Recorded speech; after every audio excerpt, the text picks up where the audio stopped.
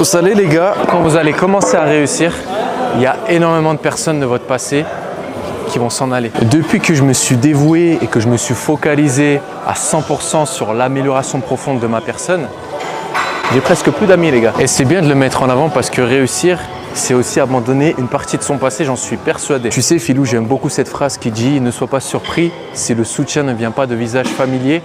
L'univers placera sur ta route de parfaits inconnus pour t'emmener vers des sommets. » Et c'est du concret les gars, je vous jure, quand vous allez évoluer, quand vous allez montrer à votre entourage vos goals, vos objectifs, vos réussites, ça va les bousculer. Ils vont sentir une certaine frustration parce qu'ils ne seront pas capables et aptes à fournir les mêmes résultats et les mêmes efforts que vous. Et naturellement, ils vont sortir de votre vie.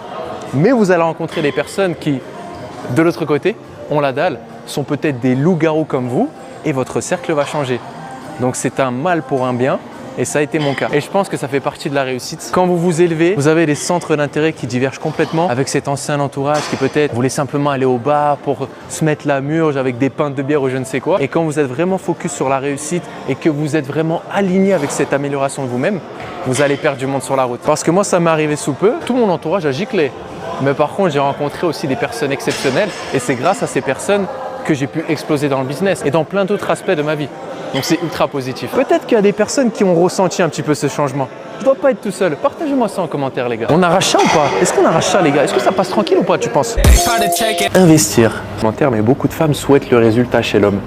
Elles souhaitent un homme comme cela, avec une situation financière, un statut social, un physique comme cela.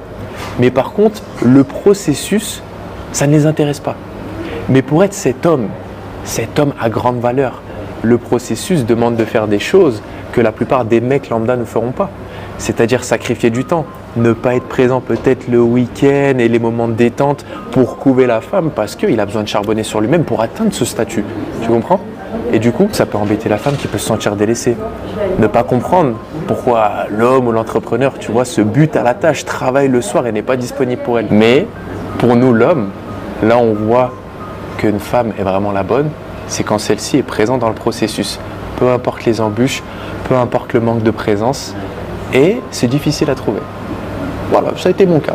Petit retour, et rien de méchant les gars, je vous donne mon retour.